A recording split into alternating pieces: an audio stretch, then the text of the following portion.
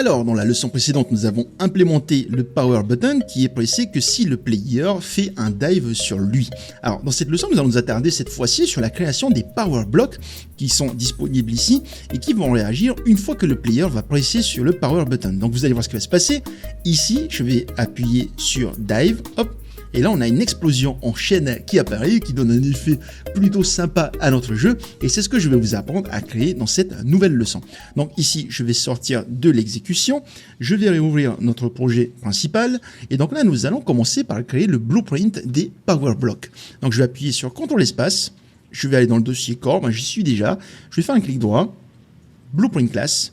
Et je vais choisir la classe Actor. Celle-là. Donc je vais renommer ce nouveau blueprint en BP _ Power Blocks et je vais l'ouvrir.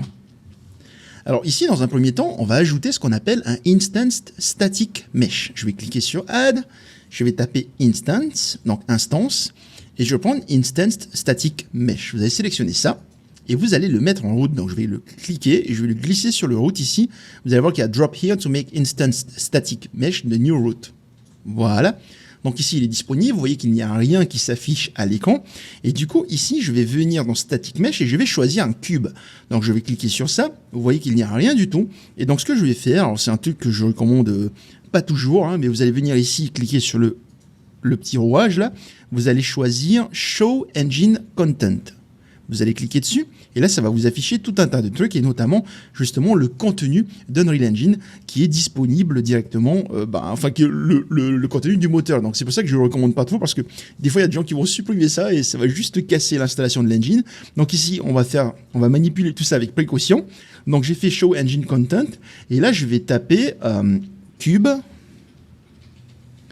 et je vais m'assurer de choisir le cube qui est disponible dans le dossier Basic Shapes. Alors, vous n'allez pas voir du coup. Alors, je vais appuyer sur la loupe ici. Voilà. Vous avez All, Engine, Content, Basic Shapes et vous allez prendre le cube. Vous allez le glisser dessus. D'accord? Vous voyez que là, du coup, on a affiché tout le contenu de l'engine. Et si je viens ici, dans Content, on a tout un tas de dossiers. Vaut mieux les manipuler avec, comment dire ça? Les manipuler en faisant vraiment attention, il ne faut pas trop les bouger, ceux-là. Donc ici, je vais appuyer sur CTRL espace, je vais venir cliquer sur Settings, et je vais décocher Show Engine Content. OK? Voilà, au moins on recache tout ça, on ne va rien casser dans le projet. Ici, on a juste mis le cube, et donc là, si je compile, vous allez voir qu'il ne se passe toujours rien.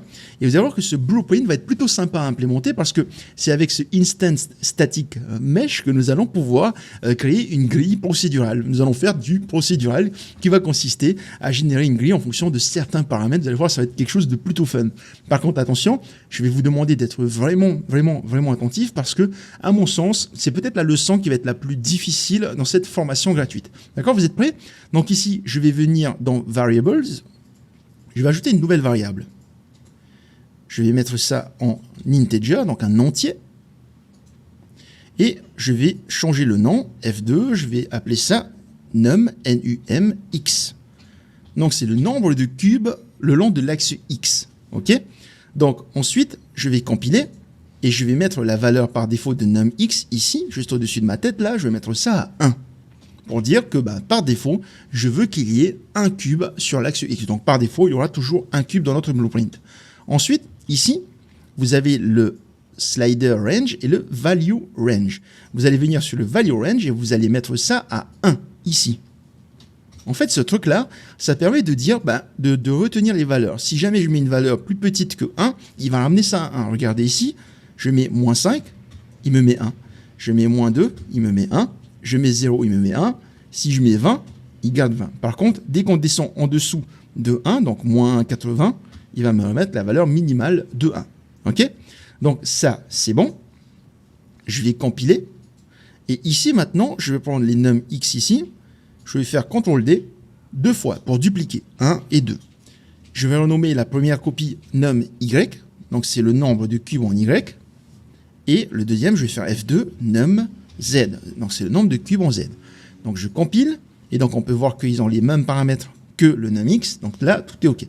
Maintenant, je vais sélectionner le Static Mesh, Instance Static Mesh. Et qu'est-ce qui va se passer?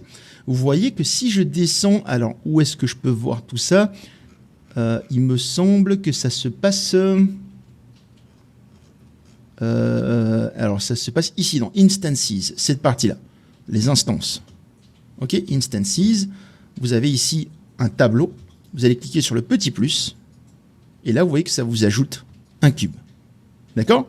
Ensuite, je vais ajouter un deuxième cube. On voit qu'il ne se passe rien. Mais en fait, si je déplie cette partie-là, vous voyez qu'ici, on peut changer les paramètres. Donc là, je mets, par exemple, 100. Donc, j'ai déplacé le deuxième cube à 150 unités, par exemple. Je peux en ajouter un troisième. Je vais le déplacer là-bas. Je vais le mettre plutôt, hop, ici.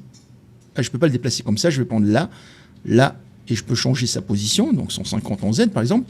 Et vous voyez qu'on peut ajouter des instances du mesh que nous avons choisi par défaut, donc en l'occurrence le cube.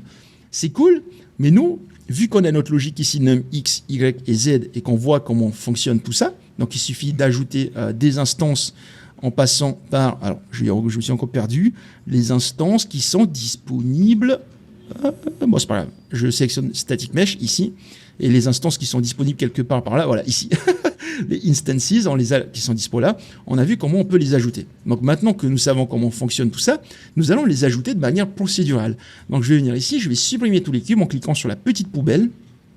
Voilà, je compile et on va passer à la suite. Alors pour construire les blocs, nous allons utiliser le construction script. Alors le construction script, pour ceux qui ne se rappellent pas, il s'agit en fait du script qui est lancé pour construire le blueprint. Par exemple, lorsque je vais placer le player dans le monde, lorsqu'on va lancer le jeu, le construction script, c'est lui qui va dire, écoute, tu as une capsule, tu as un mesh, tu le mets, le mesh, tu mets tel skin, la flèche, tu l'ajoutes comme ça. Voilà, c'est en gros, c'est celui qui va construire le blueprint avant de le placer dans le monde. Et donc ici, le construction script, c'est ce qui va nous permettre justement de construire tout ça. Donc pour commencer, nous allons commencer par ajouter des cubes le long de l'axe X, d'accord? Num X va permettre de dire combien de cubes est-ce qu'on veut le long de l'axe X. Donc déjà pour commencer, ici je vais prendre le instance static mesh, je vais le mettre ici, et je vais tirer un câble, je vais faire add instance. Je vais le brancher ici, et regardez ce qui va se passer. Je compile, il me dit que c'est pas bon, tout simplement parce qu'il faut que je définisse une position. Donc le instance transform, je vais faire un clic droit, je vais faire un split stock pin pour faire apparaître la position, la rotation et le scale. On va les laisser tels quels pour l'instant, je vais compiler et normalement ça passe. Donc là, je viens d'ajouter une instance en 0, 0, 0 avec un scale et une rotation de base. Si je vais dans le viewport, vous voyez que du coup, on a bien ajouté notre cube. Donc là, si je vais dans le construction script, je vais prendre X et je vais dire, je vais ajouter par exemple une autre instance. Donc je vais prendre ça, je vais faire CTRL D pour dupliquer. Je vais brancher ça ici, je vais brancher ça là. Et là, on a une deuxième instance et je vais la placer à 200 unités en X. Je compile, je reviens et on a bien deux cubes. D'accord? Voilà comment on va construire tout ça.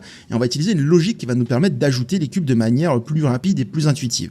Donc là, c'est bon. Maintenant, moi, qu'est-ce que je vais faire? Je vais faire en sorte que les cubes soient collés les uns aux autres. Un peu comme ce qu'il y a ici. Donc là, techniquement, on a donné 3 en X et 4 en Z. D'accord? 3 en X, 1, 2, 3 et 4 en Z. Et ça nous a créé cette pile de blocs. D'accord? Donc là, je reviens ici. Pour que les blocs soient collés les uns aux autres, il faut qu'on connaisse la dimension du cube. Pour connaître la dimension du cube, c'est simple. Je vais venir ici, je vais double-cliquer sur le static mesh. Ça va m'ouvrir ça. Et là, vous voyez qu'ici, il y a approx size, donc taille approximative, si je ne me trompe pas, 100 x 100 x 100. Donc ça veut dire que le cube, il fait 1 mètre par 1 mètre. 1 mètre par 1 mètre par 1 mètre. Donc je ferme ça. Donc ici, si je veux que le cube soit collé ici avec les coordonnées X, il faut donc que j'ajoute 1 mètre. Donc ici, au lieu de mettre 2 mètres, je vais mettre 100. Ça me rajoute un cube à 1 mètre. Donc là, je compile, on voit qu'ils sont collés. Les deux cubes sont collés, d'accord? Donc maintenant qu'on connaît cette logique, on va le faire de manière automatique. Parce que là, le souci, si moi je mets 4, il ne faut pas qu'on vienne taper 4 fois, qu'on duplique 4 fois ce truc-là. Donc comment est-ce qu'on va faire? On va utiliser les for loops. Ce sont des boucles. Alors vous allez voir, je vais prendre ça, je vais supprimer. Et les boucles, en fait, ce sont des fonctionnalités qui permettent de répéter quelque chose un nombre défini de fois. D'accord? Vous allez voir, ici, je vais mettre ça là.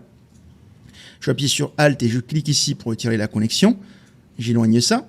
Et là, je vais tirer un câble, je vais faire for loop. Et vous allez prendre le for loop, celui-là. Vous allez l'ajouter, ça va ressembler à ça. Alors le for loop, comment est-ce que ça fonctionne? C'est simple. Il va demander un nombre de fois pour exécuter quelque chose. Donc là, je vais brancher ça ici. Et en fait, ici, il va exécuter ce code-là un certain nombre de fois. Et comment est-ce qu'on va définir le nombre de fois? Ça va être ici le first et le last indexed.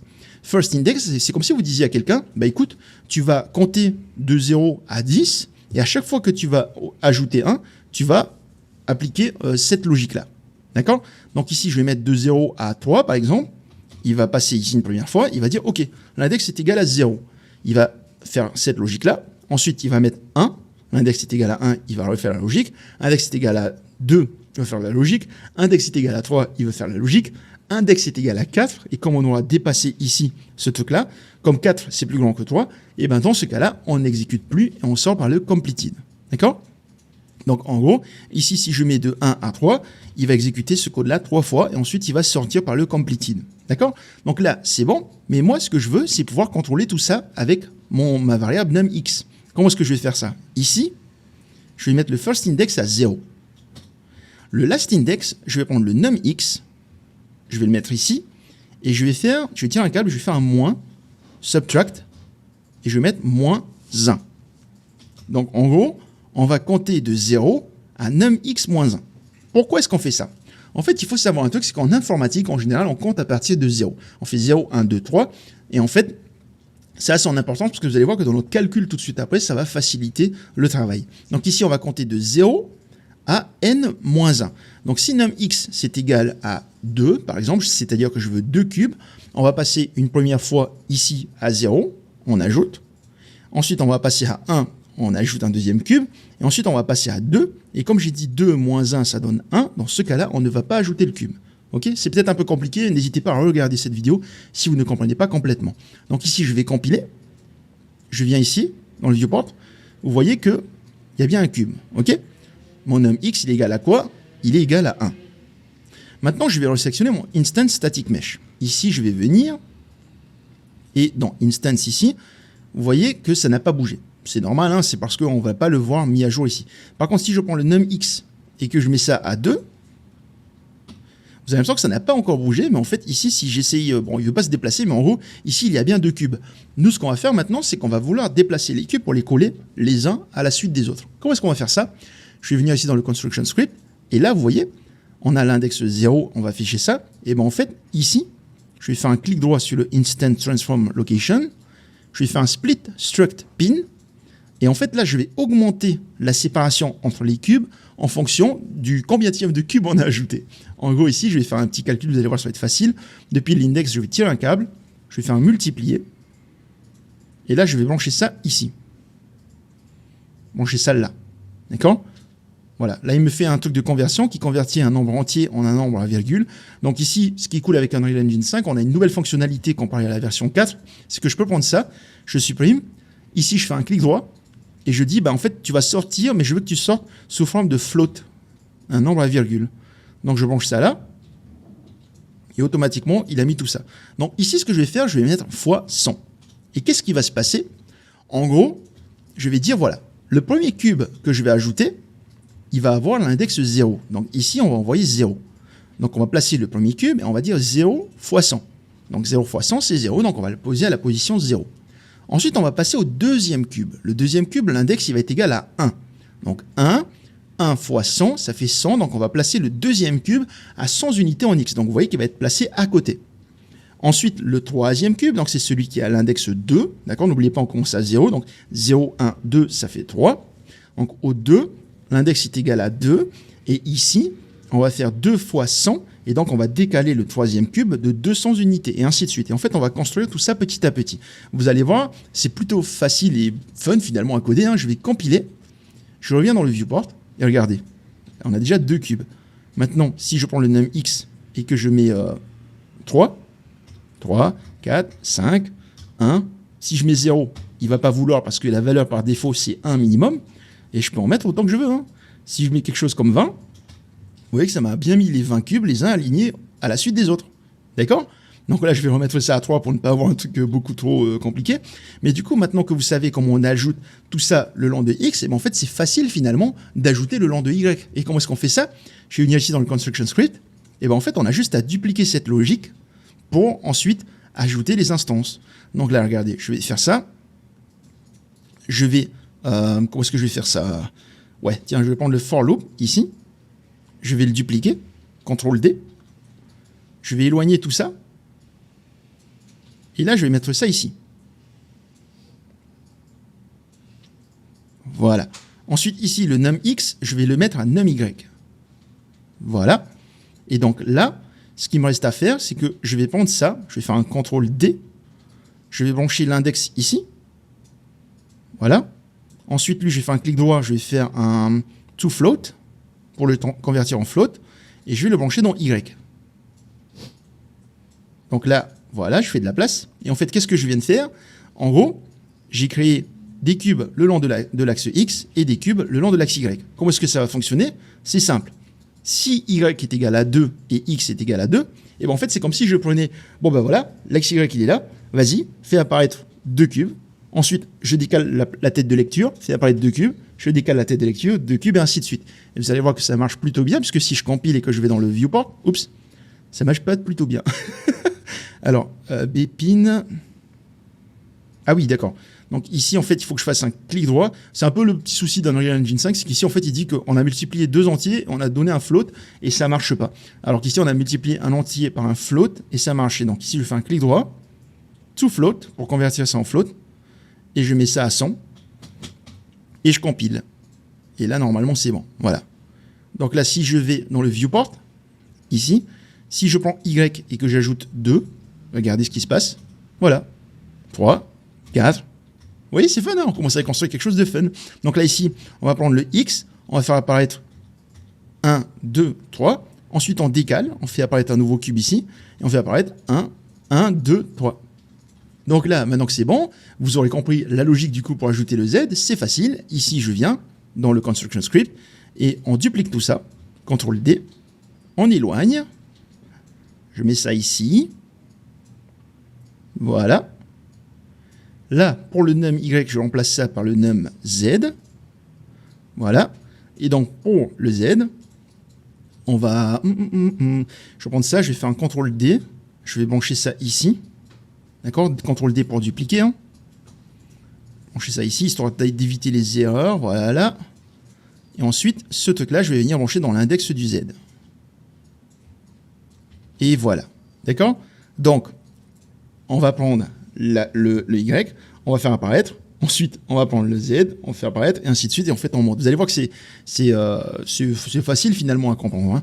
Donc, je compile, je sauvegarde, je viens ici, dans le viewport. Et là, regardez, si je prends le Z, je mets ça à 2. Et voilà. Vous avez fait un truc de génération procédurale qui va permettre de créer autant de cubes que nécessaire. Donc là, je vais remettre le Y à 1. Le Z, je vais le mettre à 1 également. Voilà. Et le X, je vais le mettre également à 1. Voilà. Comme ça, au moins, on aura un cube. Et c'est lorsqu'on va placer dans le level qu'on va gérer tout ça.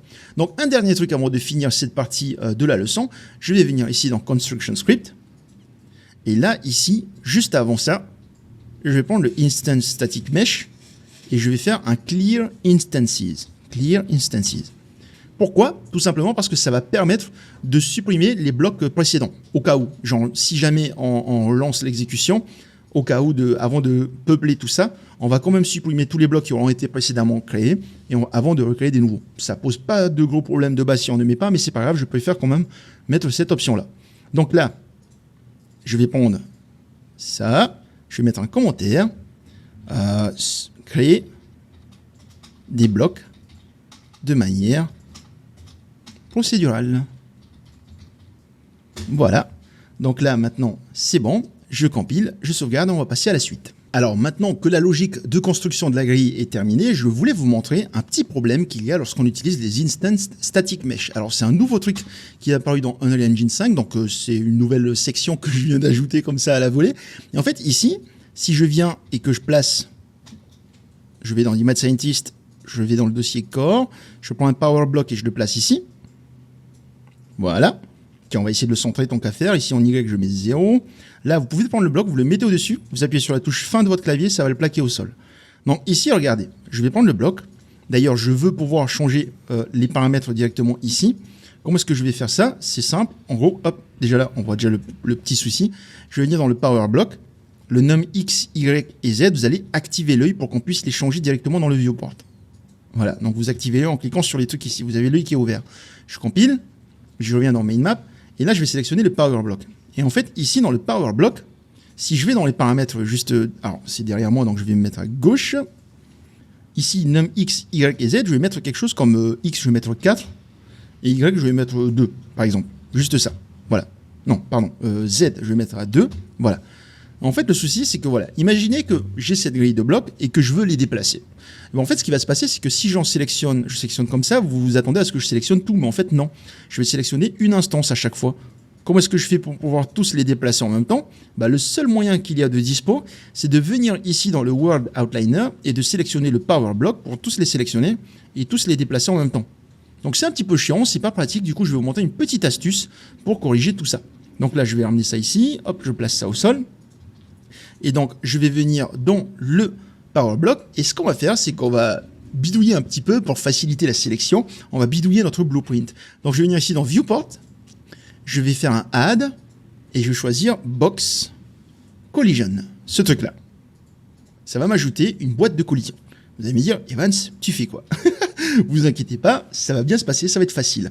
Donc ici, je vais l'agrandir, on va dire, tiens, je le mets à 150, 150 par 150, voilà, juste pour que vous le voyez. Et ensuite ici, on a un paramètre dans les box collision. Si je vais sur la droite ici, vous avez line thickness, vous pouvez mettre ça à 3. Ça va permettre d'augmenter le trait de la box pour mieux la visualiser. Ensuite, ici, je vais mettre ça à 100 tant qu'à faire pour tout. Voilà. Et enfin, je vais venir tout en bas. Et donc, dans la partie collision, je vais décocher Generate Overlap Events. Can Character Step Upon, je vais faire No. Et Collision Presets, je vais mettre ça à No Collision. Qu'est-ce que je viens de faire? En gros, je viens juste de dire, écoute, c'est comme si cette boîte n'existait pas dans le monde. J'ai retiré toutes les collisions, c'est comme si elles n'existaient pas du tout. En fait, si je fais ça, c'est pourquoi? Parce que vous allez voir que quand je vais être dans le level, compiler, je viens dans le viewport. Ce qui est cool, c'est qu'en ayant cette boîte de collision, si je la sélectionne, et ben en fait, je sélectionne automatiquement tout l'acteur. D'accord? Si je sélectionne un component, ça déplace le component. Par contre, si je sélectionne la box ici, ça déplace tout l'acteur. Donc c'est là qu'on va pouvoir bidouiller. Donc maintenant, juste histoire d'aller vraiment plus loin dans le paramétrage de nos blueprints, je vais faire en sorte de calculer des dimensions pour la boîte de collision de manière à ce qu'elle englobe vraiment l'ensemble de la grille. Vous allez voir, ça va être plutôt fun. Donc je reviens dans Power Blocks. Et ici, ce que je vais faire, c'est que je vais aller dans le Construction Script, ici, et nous allons coder autre chose. Donc là, ce qu'on va dire, c'est, voilà, on a la logique qui permet d'ajouter les blocs. Une fois que les blocs ont été ajoutés, donc là, je vais prendre le Construction Script, je vais double-cliquer ici pour mettre un Reroute Node. Je vais le mettre là, voilà, ici. Et là, je vais tirer un câble, je vais faire un Sequence. Pour dire, voilà, tu exécutes d'abord ce code-là, et après, je veux que tu fasses un autre morceau de code qui, lui, va permettre de redimensionner la box. Comment est-ce qu'on va faire ça? Si je sélectionne la box ici, vous voyez que là, le paramètre que nous avons modifié pour la taille, ça s'appelle Box Extend. On va modifier ça, on va modifier ces dimensions pour que ça puisse coller à l'ensemble des box. Donc je vais prendre ici le box, je vais tirer un câble et je vais faire Set Box Extend, celui-là. Je vais brancher ça ici, voilà, et ça là, ok, ici. Ensuite je vais zoomer, je vais faire un clic droit, Split Struct Pin pour afficher l'ensemble des paramètres.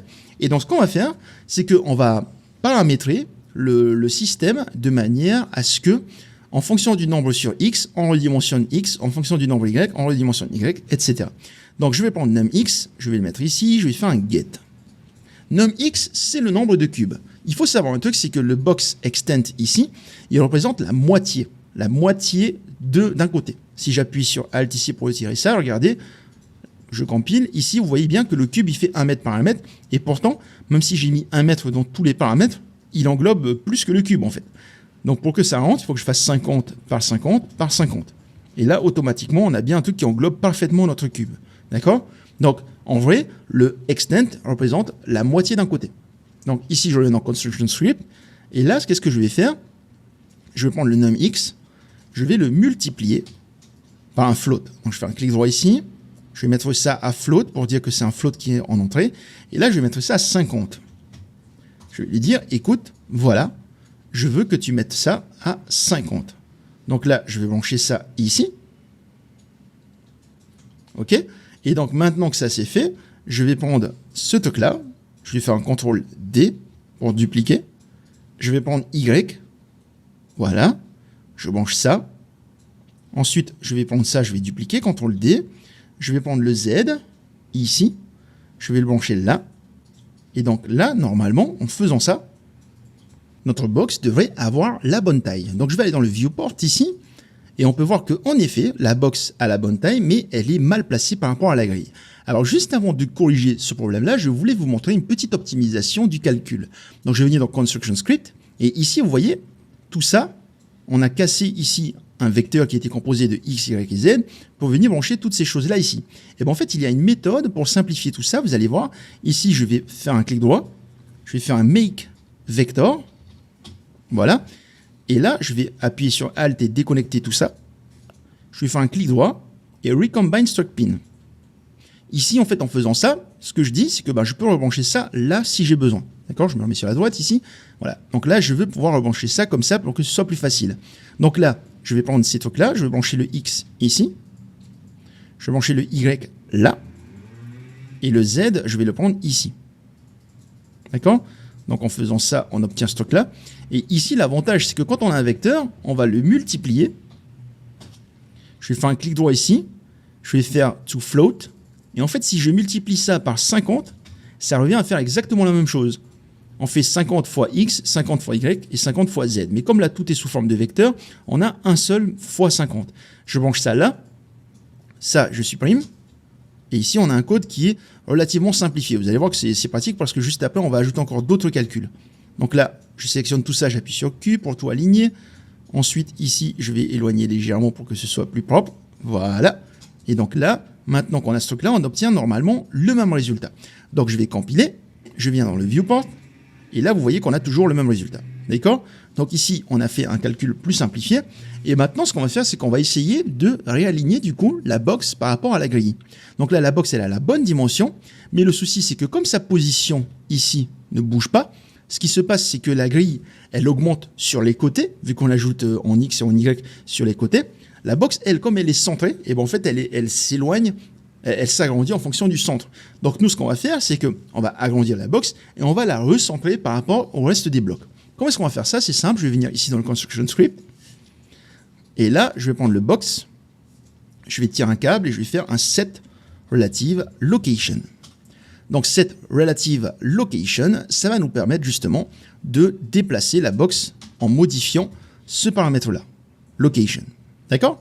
Donc je reviens ici, je branche ça comme ça. Voilà. Ici, je branche ça là. Et donc là, ici, comment est-ce qu'on va définir la nouvelle position? C'est simple, je vais tirer un câble là. Et je vais multiplier ça. Je vais tirer un câble, je vais faire un multiply. Je vais brancher le make vector ici, donc le vecteur que nous avons créé. Voilà.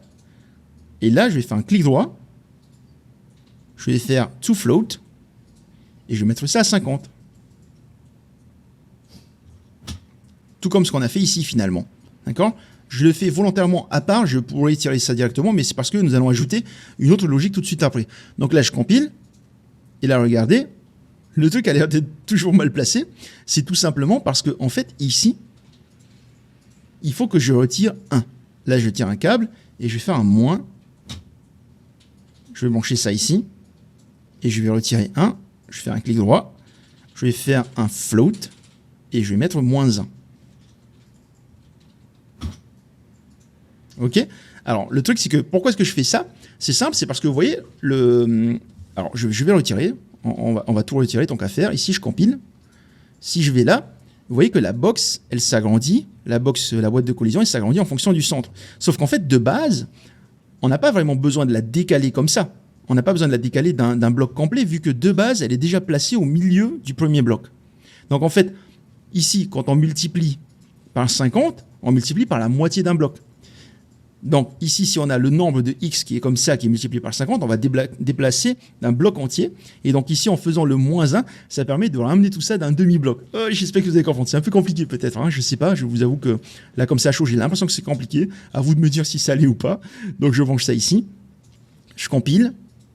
Et là, si je viens dans le viewport, vous voyez que ça y est, notre box est correctement placée. D'accord? Donc tout est OK. Si jamais j'augmente le Y, je mets à 2, Vous voyez que la box est toujours correctement placée en fonction justement de nos calculs. Par contre, juste histoire de faciliter la sélection de la box, parce que là, elle est clairement posée directement sur les cubes, on va juste ajouter une petite taille supplémentaire à la taille de la box de manière à ce qu'elle ressorte un petit peu par rapport à la grille. Donc, je vais venir dans le Construction Script. Et ici, vous voyez, quand on a choisi le Box Extent, là, la taille, on l'a multiplié par le nombre de cubes qu'on veut. Ici, je vais juste faire un petit plus. Je tire un câble, je fais un Add. Je vais brancher ça là. Je vais faire un clic droit pour dire je veux ajouter un float. Pour rappel, en faisant un float qu'on ajoute sur un vecteur, ça va ajouter à toutes les composantes. Et je vais mettre ça à 10. Donc en gros, je suis en train de dire, tu agrandis, mais ensuite je veux que tu épouses la taille de la grille, mais ensuite je veux que tu ajoutes encore un tout petit peu, quelque chose comme 10 ou 20 cm, juste histoire que tu ressortes bien par rapport à la grille. Donc je compile, je viens dans le viewport, et voilà. Donc là, on a bien notre box collision qui englobe l'ensemble de la grille. Donc si je vais dans le jeu ici, on peut voir que c'est le cas et c'est plus facile à sélectionner. Donc là, je peux prendre ça pour me déplacer. Donc je prends cette partie-là, je me déplace plus facilement dans le level, plutôt que de prendre un cube ou de devoir aller chercher ici correctement le power block pour ensuite se déplacer.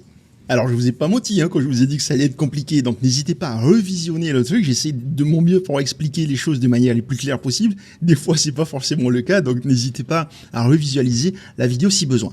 Donc ici maintenant que nous avons tout ça, vous êtes d'accord avec moi que la grille là comme ça c'est un peu morose, et du coup nous allons créer un matériau pour l'appliquer à nos blocs. Donc je vais appuyer sur CTRL espace, je vais venir dans le dossier The Mad Scientist, ici je vais faire un clic droit, New Folder. Je vais ajouter un nouveau dossier, je vais l'appeler Material Library. La librairie des matériaux. D'accord? Donc ça ressemble à ça. Material Library. Donc ici, ce que je vais faire, c'est que je vais l'ouvrir. Et là, à l'intérieur, je vais créer un nouveau bloc. Un nouveau matériel, pardon. Clic droit. Je vais venir choisir Material. Et je vais appeler ça M_block. Voilà. Alors, ce matériau va servir de base, finalement, pour l'ensemble des matériaux de notre jeu. Parce que vous allez voir que dans notre jeu, beaucoup de matériaux, beaucoup de blocs composent notre level. On a les power blocks, on a les blocs du level, on a le bloc de shift qui permet de lancer la mécanique de changement de perspective lorsqu'on tape sur lui. Et en gros, histoire de faciliter le travail, on va créer un master block.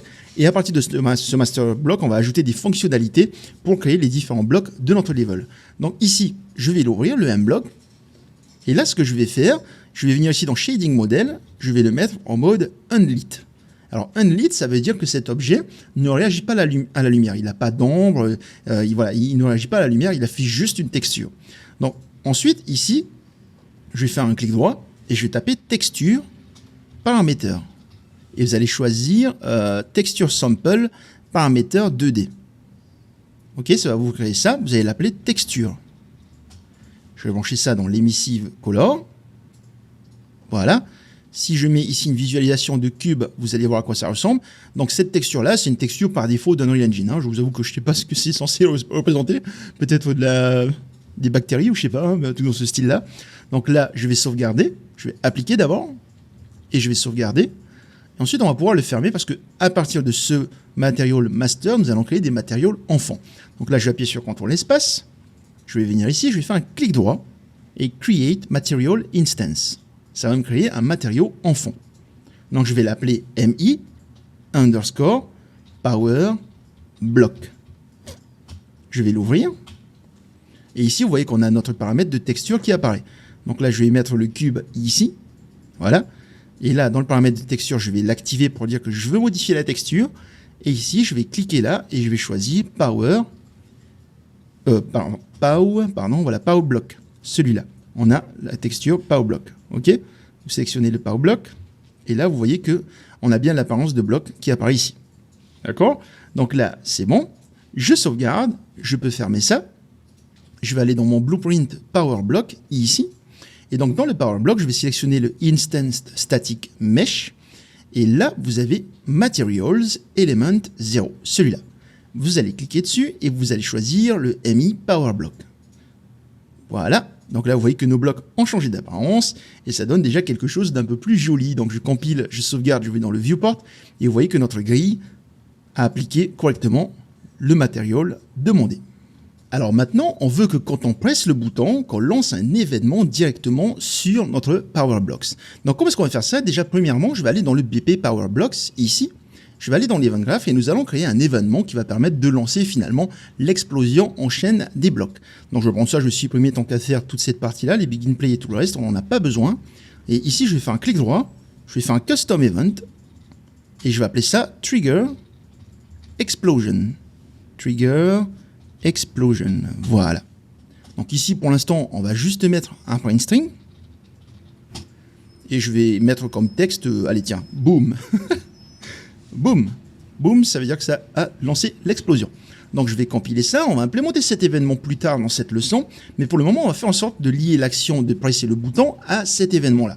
Alors comment est-ce qu'on va faire? Je vais aller dans le Power Button, donc je vais appuyer sur CTRL espace, je vais dans le dossier Core et je vais ouvrir le Power Button, donc celui-là. Je l'ouvre et donc ici, je vais créer une variable. Là, dans les variables, je vais créer une variable, une sorte de boîte dans laquelle je vais dire, bah écoute, je veux que tu stockes dans cette boîte-là les power blocks qui peuvent être explosés une fois qu'on appuie sur ce bouton. Donc, je vais venir ici, je vais appeler ça blocks to trigger. Voilà, vous avez le même nom ici, blocks to trigger. Et le type ici, je vais cliquer sur ça et je vais taper power block. Et vous allez prendre le BP power blocks, celui-là. Object Reference. Donc une référence vers un objet dans le level. D'accord? Donc une fois que ça c'est fait, vous allez compiler et vous allez activer l'œil. L'œil qui est disponible ici. Vous allez cliquer dessus. Voilà, ça va vous activer l'œil. Vous allez compiler pour qu'on puisse changer cet œil directement dans le level. Ensuite, ce que je vais faire, c'est que je vais aller dans l'Event Graph. Et là, je vais dire, bah écoute, lorsqu'on va toucher le bouton, lorsque le bouton va être pressé, d'accord, celui-là, on hit by dive, on avait fait la logique plus tôt, hein. S'il n'est pas pressé, on l'appuie et on change le sprite. Et ici, qu'est-ce qu'on va faire? On va tirer un câble, on va faire un blocks to trigger, et je vais faire un trigger explosion. Je veux lancer l'explosion sur les blocs. Par contre, ici, on va le laisser tel quel pour le moment, vous allez voir qu'il y aura un problème tout de suite après. Donc là, je vais compiler, je vais sauvegarder, je vais venir dans le main map, et là, regardez, je vais sélectionner le bouton. Et si je sélectionne le bouton, vous allez voir que ici, dans la partie Details sur le côté, vous allez voir, donc là, juste au-dessus de ma tête, vous avez une partie Blocks to Trigger. Ici, en fait, ce qui est cool, c'est que, comme on a exposé en cliquant sur l'œil, et ben en fait, on peut sélectionner des acteurs dans le monde. Donc là, regardez, si je clique ici, on a Power Blocks qui apparaît. Sinon, vous pouvez cliquer directement sur la pipette là, qui est disponible ici, vous pouvez cliquer dessus et aller chercher l'acteur que vous voulez en question. Donc là, je vais sélectionner le Power Block, et là, vous voyez qu'il est assigné directement ici. D'accord? Donc là, si je lance l'exécution, je vais venir ici, et là, je vais appuyer sur Dive, hop, et là, vous voyez bien qu'il y a écrit Boom. D'accord? On a bien écrit Boom en haut à droite. Ici, voilà, Boom. Ok? Donc là, c'est cool, mais vous voyez, il y aura un problème. Ici, admettons que je sélectionne le Power Button, et que je n'ai pas de power block d'assigné juste là. D'accord? Je vais remettre ça à none. Ce qui va se passer, c'est que quand je vais lancer l'exécution, ici, je vais vouloir faire un dive et regarder ce qui va se passer. Hop, là, il ne se passe rien. Je sors de là. Et là, il y a une erreur qui est apparue sur mon écran. Il me dit Blueprint Runtime Error, Accessed Non-Trying to Read Property Blocks to Trigger. Accessed None, juste pour que vous soyez au courant, parce que c'est une erreur qu'on rencontre souvent. Accessed None, ça veut dire j'ai essayé d'accéder à quelque chose qui n'existe pas. Et en fait, c'est quoi qui n'existe pas? C'est en fait le fameux Power Block ici qui n'a pas été assigné. Donc voilà, vous venez ici dans BP Power Button, et là le Blocks to Trigger, il est typiquement en train de dire, ok, j'ai pressé, et tu m'as dit d'appeler ça, cette fonction-là, Trigger Explosion, sur un bloc. Sauf que le bloc en question, tu ne me l'as pas donné. Donc, je suis en train d'appeler quelque chose dans le vide. Et donc, il vous fait une erreur. Il vous dit, j'ai essayé d'appeler quelque chose sur du vide. Donc, comment est-ce qu'on fait pour éviter ça? Ici, je vais faire un clic droit et je vais faire Convert to Validated Get. Ce truc-là, l'option tout en bas. Vous cliquez dessus, ça va vous transformer votre node et vous allez le brancher comme ça ici. Et en fait, qu'est-ce qui se passe? En faisant ça, on vérifie que le truc est valide. Valide, ça veut dire que quelque chose lui est assigné. S'il n'y a rien qui est assigné, eh ben, il ne va pas faire ça. D'accord? Donc, ici, je vais juste mettre un petit commentaire. Juste pour que vous vous rappeliez plus tard, hein, si vous voulez relire votre code, on va dire on ne fait rien si on n'a rien assigné à cette variable. on ne fait rien, on n'a rien assigné à cette variable. Donc là, je compile, je retourne dans le viewport, et regardez, je sélectionne, il n'y a toujours rien, none. Ok? Je vais lancer l'exécution, je viens ici, je dive, et voilà. Il ne se passe rien, je n'ai plus d'erreur. D'accord? Sauf que nous, pour le coup, on sait qu'il y a un bloc, donc je voulais juste vous montrer ça par précaution pour que vous sachiez comment est-ce qu'on traite ce genre d'erreur. Donc je sélectionne le bloc, je vais ici, dans Blocks to Trigger, je clique et je prends le Power Block.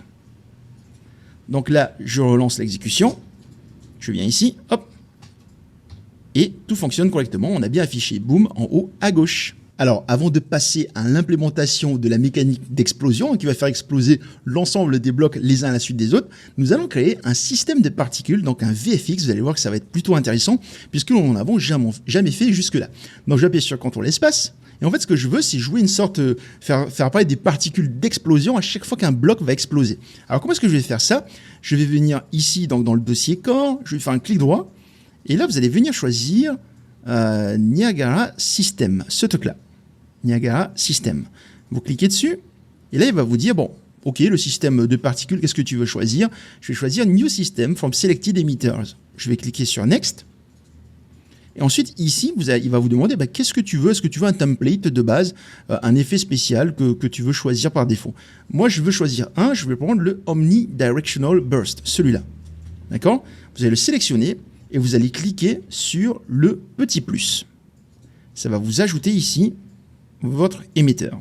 Je vais cliquer sur Finish et je vais renommer ce nouveau système en NS underscore Explosion. Voilà, je vais l'ouvrir et donc vous allez arriver sur cette interface. Alors attention, cette interface elle peut être un petit peu compliquée pour ceux qui n'ont pas l'habitude. Je vais essayer de vous simplifier ça au maximum parce que voilà, le but de cette formation, c'est pas forcément les systèmes de particules, mais bon, on va quand même pratiquer. Donc ici, on se retrouve sur Niagara. Niagara, ça permet de créer des systèmes de particules, comme par exemple du feu, des projections d'eau. Ici, comme vous pouvez voir, des petites explosions. Je ne sais pas si ça se voit bien, donc je vais changer un petit peu. Je viens ici dans Window, Preview Scene Settings, et là, en fait, je vais juste cacher l'environnement. Voilà, pour que vous puissiez voir un peu à quoi ressemble ce système. Donc là, vous voyez qu'on a créé des particules, un système de particules qui va faire exploser tout ça, un petit peu comme un feu d'artifice en quelque sorte. D'accord? Alors, ne vous inquiétez pas, c'est peut-être un peu compliqué pour des gens qui n'ont pas l'habitude, c'est un système à part entière, ça demande beaucoup de travail, mais je vais essayer de vous simplifier ça au maximum. Alors ici, les systèmes de particules sont composés de ce qu'on appelle des émetteurs. Alors un émetteur, ça va permettre d'émettre des particules. Donc un émetteur, il va pouvoir émettre des particules dans toutes les directions, dans une seule direction, émettre les particules en paquet et tout, par paquet. Et lorsque vous travaillez avec un émetteur, vous avez plusieurs parties. Ici, il faut savoir qu'un émetteur se lit de haut en bas. Donc ici, lorsque vous allez lire cet émetteur, vous avez les propriétés, le summary, l'emitter spawn, l'emitter update, particle update, et ainsi de suite. D'accord? Ici, vous voyez que nous avons, grosso modo, on va dire ceux-là, ces étages-là, ces 5 étages-là, 1, 2, 3, 4 et 5, on a 5 étages importants. Ce qu'il faut comprendre dans tout ça, c'est que l'émetteur, c'est celui qui va émettre les particules. Donc si on a une flamme, par exemple, imaginez que l'émetteur, c'est celui qui va faire apparaître la flamme, ou les cendres, ou des choses de ce style-là. Donc l'émetteur va émettre des particules, et les particules vont avoir des propriétés. D'accord? Je vais essayer de vous expliquer au maximum comme je le peux.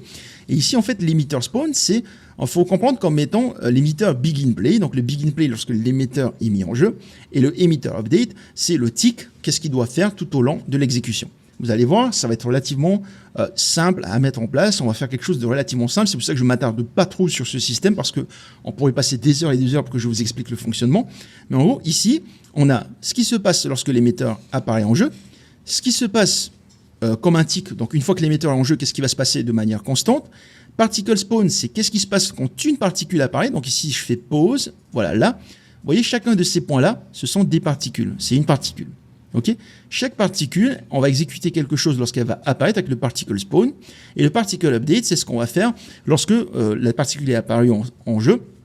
Qu'est-ce qu'on fait de manière répétée? Donc ici, par exemple, typiquement, le particle update, si je déplie, on peut voir par exemple qu'il y a une gravité, une force de gravité qui est appliquée aux particules. C'est pour ça qu'elles tendent vers le bas. Et enfin, la partie render permet de définir quelle est l'apparence des particules. Ça peut être des sprites, des mèches ou des choses de ce style-là. D'accord? On va laisser ça tel quel, on va juste continuer à bidouiller tout ça et vous allez voir que ça va être plutôt facile à comprendre. Donc ici, la première des choses que je vais faire, c'est que je veux retirer la force de gravité. D'accord? Donc ici, les particules, elles apparaissent elles explosent et ensuite elles tombent à cause de la force de gravité. Donc moi je vais prendre ici le Gravity Force, donc c'est ce qui est appliqué à chaque tic pour les particules et je vais le supprimer. Et regardez ce qui va se passer. Voilà, donc là les particules partent dans tous les sens comme un feu d'artifice. Elles ne tombent pas, elles vont vraiment toutes dans tous les sens. Ensuite ce que je vais faire, c'est que ici je vais venir dans le Initialize Particle, donc on a la partie Particle Spawn, donc quand une particule apparaît, on a Initialize Particle et c'est ici qu'on va pouvoir définir la taille d'une particule, sa rotation et tout un tas d'autres choses. Donc ici, ce que je vais faire, je vais venir dans Sprite Size Mode. Cette partie-là, Sprite Attributes, vous avez Sprite Size Mode. Vous allez cliquer dessus. Et ensuite, vous allez choisir Uniforme. Alors ici, le Random Uniform, ça veut dire que chaque particule a une taille entre 3 et 7. D'accord, 3 et 7. Moi, je vais dire, bah, je veux uniforme. Je veux que ce soit uniforme. Je veux que toutes les particules aient une taille, bah, tant qu'à faire de 10. Voilà, c'est bien. Si je mets quelque chose à 20, regardez ce qui se passe à gauche. Hop, ici, les particules sont plus grosses. D'accord? Si je mets quelque chose comme 200, les particules sont encore beaucoup plus grosses. C'est un peu la fête, là. Hein. Donc là, je remets ça à 10. Voilà. Ensuite, le Sprite Rotation Mode, ici, c'est mis à random. On va cliquer dessus, on va dire Unset. Unset, ça veut dire qu'en gros, les particules, on ne les pivote pas. Bon, là, c'est des rangs, donc on voit pas trop que ça n'a pas pivoté, mais voilà, on dit les particules n'ont pas d'orientation, elles arrivent par défaut. Ensuite, ici, dans Points Attributes, vous avez Lifetime Mode qui est mis à random. Ça veut dire que chaque particule qui apparaît aura une durée de vie comprise entre 1 et 2,5. Je vais mettre ça à 0,5 et 1. Et c'est comme ça que vous voyez qu'il y a de la variété dans tout ça. Si par exemple je mettais Direct 7 ici, et que je disais que toutes les particules ont une durée de vie de 2 secondes, regardez, elles disparaissent toutes au même moment. Sauf que c'est pas forcément joli, nous on veut qu'il y ait un peu un côté un peu erratique dans le fonctionnement des particules. Donc en fait ce qu'on dit, c'est qu'on met ça à random, et on dit voilà, 0,5 et 1 seconde. Donc chaque particule, indépendamment, va choisir est-ce que je vis 1 seconde, est-ce que je vis 2 secondes.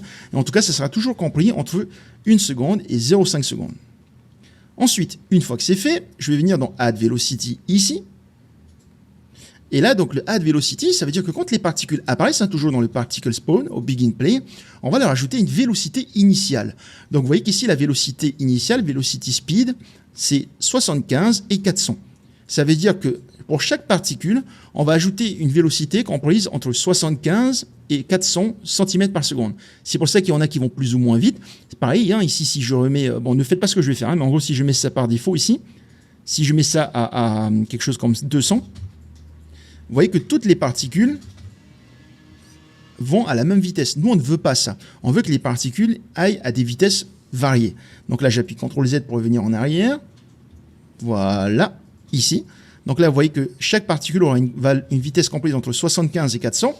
Moi, je vais dire, écoute, je veux que chaque particule ait une vitesse comprise entre 300, minimum, et maximum, je vais mettre ça à 1000. Ok, n'oublie pas qu'on est en train de simuler une explosion des blocs. Hein. Donc là, c'est vraiment un bloc qui, bam, il explose et toutes les particules partent pas dans tous les sens. Donc là, c'est bien, c'est cool, mais maintenant, on va commencer à bidouiller un petit peu plus. Et je vais venir ici dans la partie Particle Update. Particle Update, c'est ce qui se passe de manière, comme un event, quoi, qui se passe de manière répétée lors de la durée de vie d'une particule. Dans le Particle Update, ce que je vais faire, c'est qu'ici, vous avez l'option Drag. Le drag, en fait, c'est une sorte de... C'est la force de frottement, c'est-à-dire c'est celle qui va ralentir les particules dans leur lancée. Ici, c'est un peu léger, 0,75, on va mettre ça à 10. Et regardez ce qui va se passer là. Les particules, elles vont à toute vitesse vers le côté. Dès que je mets 10, voilà, c'est plus classe. Donc les particules sortent d'un coup, et d'un coup, elles sont freinées. Ok, elles ont une forte impulsion dès le début, et elles sont très vite freinées à cause de la force de frottement. Ensuite, deuxièmement, qu'est-ce que je vais faire? Ici, le Scale Sprite Size, ça permet en fait de définir la taille d'une particule au fil du temps. Donc vous voyez qu'elles apparaissent grosses et qu'elles diminuent petit à petit. C'est grâce à ce truc-là, Scale Sprite Size. Donc moi, ce que je vais faire, c'est que je vais le supprimer, on n'en a pas besoin. Je veux que les particules aient tout le temps la même taille, qu'elles ne se redimensionnent pas, je veux juste qu'elles disparaissent, c'est tout. Et ensuite, ici, le Scale Color, ça permet de changer la couleur au fil du temps, on n'a pas besoin, on va le supprimer également. Voilà, donc là, vous voyez que ça disparaît de manière plus... Je sais pas, pour moi, c'est joli en tout cas. Donc ça, c'est bon. Et enfin, le Emitter Update, donc je vais venir ici tout en haut. vous avez le emitter update, donc pour l'émetteur en lui-même. Spawn burst instantaneous, ça permet de dire, on fait apparaître un paquet de particules à un instant T. Donc là, on peut voir qu'il y a 100 particules en même temps. Si je mets 1, vous voyez qu'il y a une seule particule qui apparaît. Maintenant, je vais mettre ça à 20, on va dire 20 particules. Ok? Donc là, c'est cool. Et maintenant, moi, ce que je veux, c'est que ces particules-là, là, elles ont une couleur blanche. Et je voudrais que chacune de ces particules ait une couleur qui soit comprise dans la palette de couleurs. Ok?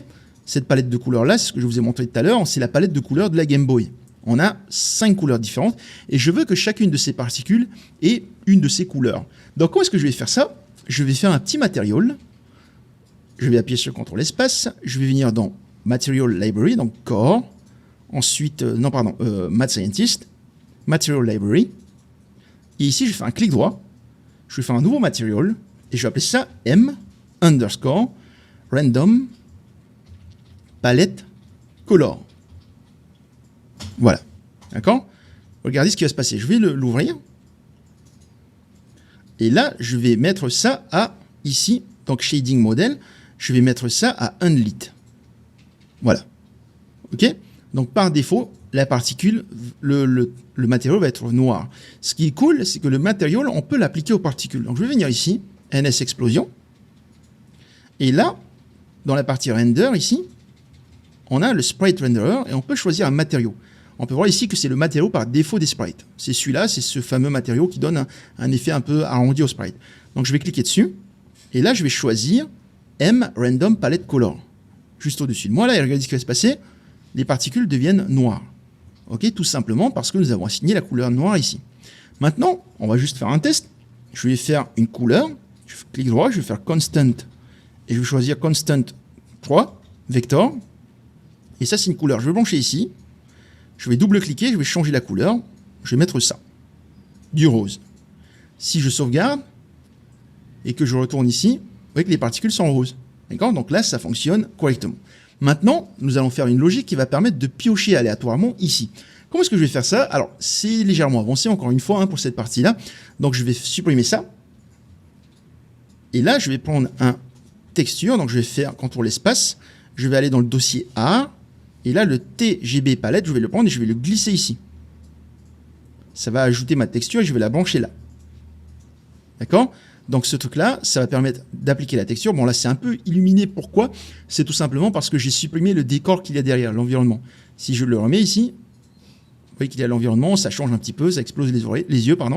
Et là, ici, ça réapparaît dans cet endroit-là. D'accord? Bon, on va le laisser tel quel pour le moment, ça va faciliter le travail. Donc là, maintenant, moi, ce que je veux, c'est que le souci, c'est que là, tel quel, les particules, elles vont toutes avoir cette couleur-là. C'est pas forcément ce qu'on veut. Nous, on veut choisir une de ces couleurs. Comment est-ce qu'on va faire ça? C'est simple. Ici, je vais faire quelque chose. Je vais faire un clic droit. Particle, Random. Et vous choisissez le Particle Random. Ce truc-là, en fait, c'est un node spécial qui, lorsque ce matériau va être utilisé dans un VFX, donc dans un système de particules, notamment ici dans le NS Explosion, chaque particule va avoir une valeur comprise entre 0 et 1. Okay? Chacune des particules qui vont apparaître ici, on va lui assigner une valeur aléatoire entre 0 et 1. Et en fait, ça va être pas mal parce que justement, ici, je vais tirer un câble et je vais brancher ça directement là. Et en fait, ce truc-là, qu'est-ce qu'il va faire? En gros, il va dire, écoute, tu as une valeur comprise entre 0 et 1. Les UV ici, pour information, ce sont un peu les coordonnées qu'on doit récupérer sur une texture. Les UV, c'est des coordonnées U et V. Ça veut dire que U, on va comme ça ici, et V, on va comme ça ici, vers le bas. D'accord? Si je fais U0, V0, c'est ici. Si je fais U1, V1, c'est là. D'accord? Donc, c'est des coordonnées comprises entre 0 et 1. Et au lieu d'appeler ça X et Y, on appelle ça U et V. OK? Donc, en faisant ce truc-là, cette valeur aléatoire et qu'on branche ici, et ben en fait, automatiquement, cette valeur, on va donner la même valeur à U et V. Donc, si on a une valeur de 0, ça fait 0, 0, donc ça va être là. Si on a une valeur de 0,5, ça fait 0,5, 0,5, ça va être là. Et en fait, ça va nous permettre de parcourir aléatoirement une position dans la texture. OK? Donc là, c'est bon, je reviens ici et je vais mettre un petit commentaire. Même pour aller encore plus loin, je vais vous montrer un autre truc. Ici, finalement, ce qui change les couleurs, c'est seulement l'axe U. D'accord? 0 jusqu'à 1 ici. Donc, on va dire, écoute, tu vas rester tout en haut. Le V, on s'en fout, on va le laisser à 0. Comment est-ce qu'on va faire ça? Ici, je vais tirer un câble, je vais faire Append. A-P-P-E-N-D. Vous allez prendre append vector. Append vector, ça va permettre de créer un vecteur U et V. Donc le U, on va mettre la valeur random, et le V, on va tirer un câble, on va faire constant, et je vais prendre le constant, et je vais laisser ça à 0. En gros, là, je viens de construire un vecteur qui est composé d'un U, donc celui-là, hein, le U, c'est l'axe horizontal, un U aléatoire, et un V égale à 0. Donc en gros, on va juste se balader par ici. Ça ne va pas changer grand-chose au code, mais là, vous voyez que du coup, ça a assigné une valeur verte. OK? Donc là, c'est bon. Je vais juste mettre un petit commentaire.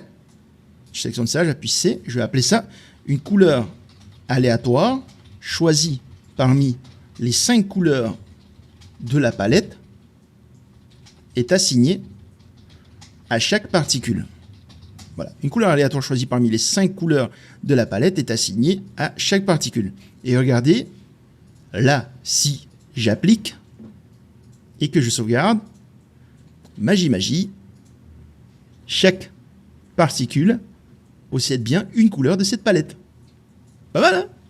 Donc là, c'est cool, on a fini, je vais compiler, sauvegarder, et on va pouvoir finaliser nos power blocks. Ok, alors maintenant que tout est terminé, nous allons pouvoir coder notre explosion en chaîne au niveau des power blocks. Alors je vais venir dans le BP power block ici. Tiens, je vais tout fermer, donc on va faire clic droit, close other tabs pour tout fermer. Voilà, on ne va garder que celui-là d'ouvert.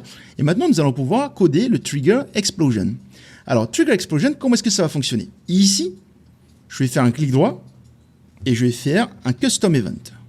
Je vais l'appeler destroy one instance. Ça va permettre de détruire un bloc. Comment est-ce qu'on va détruire notre bloc? C'est simple. On va prendre ce truc-là, le instance static mesh, on va le placer ici. On va faire un remove instance. Remove instance, ça va permettre de retirer une instance dans la grille. D'accord? Une instance dans la grille. Et quelle instance est-ce qu'on va retirer? On va retirer la première. Tout le temps, la première. OK? Donc, pour info, chacun des blocs de la grille possède un index. 0, 1, 2, 3, en fonction du nombre. Donc ici, on a par exemple peut-être, hein, je dis pas que c'est forcément ça, mais 0, 1, 2 et 3. Donc ce qui va se passer, c'est qu'on va détruire le 0, celui-là, par exemple, on va le détruire. Et ensuite, automatiquement, tout le reste va s'agencer. Ça va être 0, 1, 2, parce qu'il va rester que 3 blocs. Une fois qu'on va détruire celui-là, par exemple, on va venir là, il va rester 0, 1. D'accord? C'est mieux parce que ça permet de tout le temps détruire le premier bloc et ça permet de faciliter l'accès au bloc. Donc là, ici, je reviens dans les graphes. Donc là, on va détruire une instance. Maintenant, nous, ce qu'on veut, c'est... on veut détruire une instance à chaque fois et de manière répétée. Donc, si vous suivez ce que je fais depuis la première formation, vous savez que pour répéter une action, on utilise ce qu'on appelle les timers. Donc, je vais prendre ça, je vais supprimer. Et donc, dès qu'on va appeler trigger explosion, on va appeler cette fonction-là plusieurs fois par seconde jusqu'à ce qu'il y ait plus de blocs. Donc, ici, je vais tirer un câble et je vais faire un set timer by event. Set timer by event, pour rappel, ça va permettre d'appeler un événement spécifique, en l'occurrence celui-là, un certain nombre de fois, enfin, à intervalles réguliers, tout simplement. Désolé, je perds mes mots. Donc ici, quel événement est-ce qu'on va appeler? On va prendre ce truc-là et on va le brancher là. On va dire, écoute, quand tu vas lancer ce timer, je veux que tu appelles cet événement. Ici, on va cocher looping pour dire, bah, tu vas appeler cet événement de manière répétée. Et en plus de ça, dans le time, on va mettre ça à 0,1 seconde. Ça va permettre de dire, écoute, tu vas appeler cet événement de manière répétée toutes les 0,1 secondes. Donc là, je vais compiler. Je vais venir dans le viewport, je vais lancer. Et vous allez voir ce qui va se passer. Là, je viens, hop. Alors, c'est peut-être un petit peu trop proche, donc je contrôle espace. Je vais ouvrir le core, le BP Scientist. Je vais juste éloigner la vue. Donc, je sélectionne le selfie stick et je vais mettre ça, le target arm length. Je vais mettre ça à, allez, on remet à 800. Je compile, je reviens ici, je lance. Voilà. Au moins, on a vraiment une vue d'ensemble. Et là, regardez ce qui se passe. Dès que je vais cliquer dessus, pap, vous voyez que tous les blocs se détruisent petit à petit. D'accord? Donc ici, comme on ne peut pas avoir les blocs qu'il y a derrière, je vais sélectionner ça. Oups, je vais sélectionner le power block. Et là, ici, sur le côté, le num Y, je vais mettre ça à 1. Voilà. Et le num Z, je vais mettre ça à 4. Comme ça, au moins, on a un bloc de 4 par 4. Donc là, je relance l'exécution. Et regardez ce qui se passe. Dès que je stamp de dive, on voit bien qu'ils sont tous supprimés les uns à la suite des autres. Parce que finalement, on supprime le premier bloc. Ensuite, celui-là à l'index 0. D'accord? 0, 1, 2, 3, 4 jusqu'à 16, par exemple. Je supprime celui-là. Ensuite, celui-là, il a l'index 0. Je le supprime. Celui-là, cette fois-ci, à l'index 0, le premier bloc, et ainsi de suite, jusqu'à ce qu'il n'y en ait plus. On accède tout le temps au premier bloc. D'accord? C'est là toute la magie de la logique que nous avons fait. Donc là, ça va être marrant parce que du coup, il va d'abord détruire ceux de gauche et ensuite ceux de droite. Et donc là, si je resélectionne mon power block, donc je vais réinitialiser tout ça, hop, ici. Voilà. Donc là, on a bien la fonctionnalité qui marche correctement. Donc je reviens ici dans le power block. Pour rappel, ici, lorsqu'on va appeler le timer, il va attendre 0,1 seconde avant de lancer le premier. Donc juste histoire d'aller plus vite, ici le trigger explosion, je vais faire un destroy one instance. Alors tiens, pour ceux qui ne connaissent pas, je vais brancher ça, je vais mettre, on va dire 2 secondes. On va dire que chaque bloc soit détruit toutes les 2 secondes. Je vais lancer, regardez. Ici, je viens, je vais taper. En fait, il faut attendre 2 secondes avant que le premier bloc disparaisse. D'accord? Du coup, ici, en faisant ça, si je branche ça d'abord, je compile. Donc, on appelle d'abord le destroy one instance et ensuite on appelle le timer. Quand je vais lancer l'exécution, dès que je vais faire un dive, on va détruire le premier et ensuite le deuxième toutes les 2 secondes et ainsi de suite. D'accord? Donc là, ici, je remets ça à 0,1 et on va continuer de peaufiner notre fonction. Donc là, cette partie-là, c'est bon. Je vais lancer l'exécution. Dès que je vais stamp, on va tout détruire. Et maintenant, on va commencer à pimper un petit peu tout ça. Alors, la première des choses qu'on va faire, c'est qu'ici, en fait, vous voyez, le timer, il ne va pas s'arrêter automatiquement. On lui dit de partir, il va partir, il ne va jamais s'arrêter. Regardez, je vais vous montrer une preuve. Je vais faire un print string. Je vais mettre ça à, on va dire, 0,5 secondes. Voilà. Je vais lancer et regardez ce qui se passe. Là, je vais lancer, hop, je dive. Et regardez, on a hello qui est appelé. D'accord? Alors, pourquoi est-ce qu'il ne veut pas? Il veut pas. Bon, c'est pas grave. En tout cas, il est censé être appelé plusieurs fois. Ah oui, c'est ça. En fait, ici, comme il reste que 0,5 secondes, donc il est supprimé petit à petit. Mais en gros, là, vous avez l'impression que le hello n'existe plus. Mais en fait, voilà, techniquement, le hello continue d'être imprimé tout le temps. Tout simplement à cause du timer qui est constamment appelé. Donc nous, ce qu'on va dire, c'est, écoute, une fois qu'il n'y a plus d'instance, je veux que tu arrêtes le timer. Donc, comment est-ce qu'on va arrêter le timer? Ici, je vais faire un clic droit sur le timer, promote to variable, et je vais stocker ça. Je vais appeler ça explosion timer. Au moins, on a une variable qui est disponible ici. Ça va nous permettre justement de détruire le timer, de l'arrêter complètement. Et ici, ce que je vais faire, c'est que je vais appuyer sur Alt pour déconnecter. Là, je vais tirer un câble, je vais faire un branch. Voilà. Et là, je vais prendre le instance static mesh. Et je vais demander, est-ce qu'il reste des blocs? S'il reste plus de blocs, tu arrêtes le timer. Donc, je vais tirer un câble. Je vais faire un get instance count. Ça permet de récupérer le compte des instances. Combien d'instances est-ce qu'on a? Je vais tirer un câble. Je vais faire un greater, supérieur. Et voilà. Et je vais vérifier. Si jamais on a encore des instances, donc c'est-à-dire que le nombre d'instances est supérieur à 0, on va détruire la première.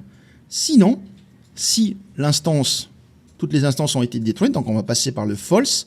Dans ce cas-là, je prends le explosion timer, je le mets ici, et je vais appeler une fonction qui s'appelle clear and invalidate timer by handle, celui-là.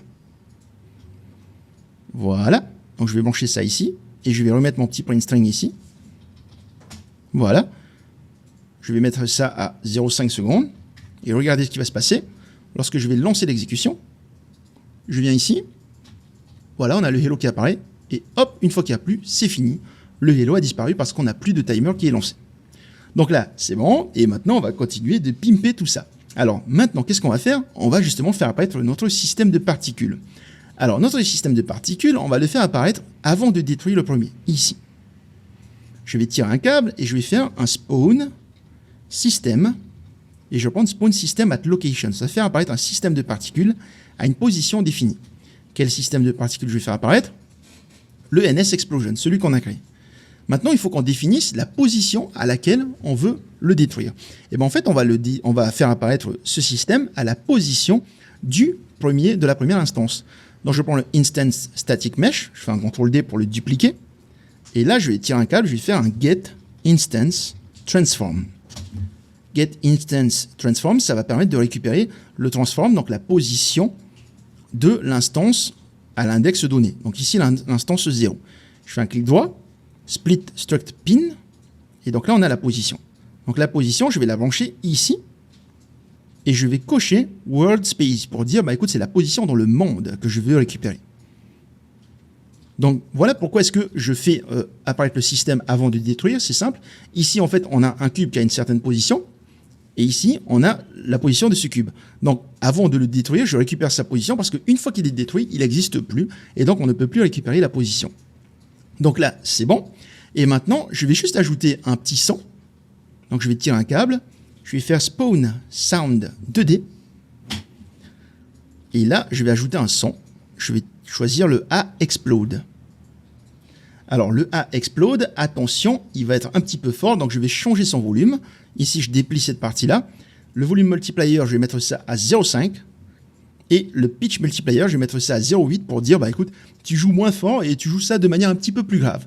Alors je vais réactiver le son sur mon PC. Voilà, normalement vous entendez. Et donc là, c'est l'heure de vérité. Je vais mettre d'ailleurs un commentaire avant de finir ici. Hop. Un commentaire, je vais dire lance l'explosion en chaîne de tous les blocs.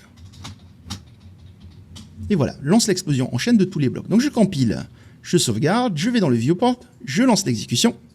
Et donc là, vous allez entendre le bruit de l'explosion normalement. Ici. Voilà. Il y avait un tout petit delay, tout simplement parce que le son a été joué pour la première fois. Mais là, si je reviens... Pas mal, hein? Pas mal le son. Donc voilà les amis, vous avez terminé d'implémenter les power blocks. Encore une fois, c'est la leçon qui était la plus compliquée de cette formation. Je vous rassure, après ça va aller mieux. Donc n'hésitez pas à re-regarder pour revisualiser un petit peu les différentes astuces que je vous ai données. Et en attendant, dans la prochaine leçon, nous allons créer le projectile de notre héros.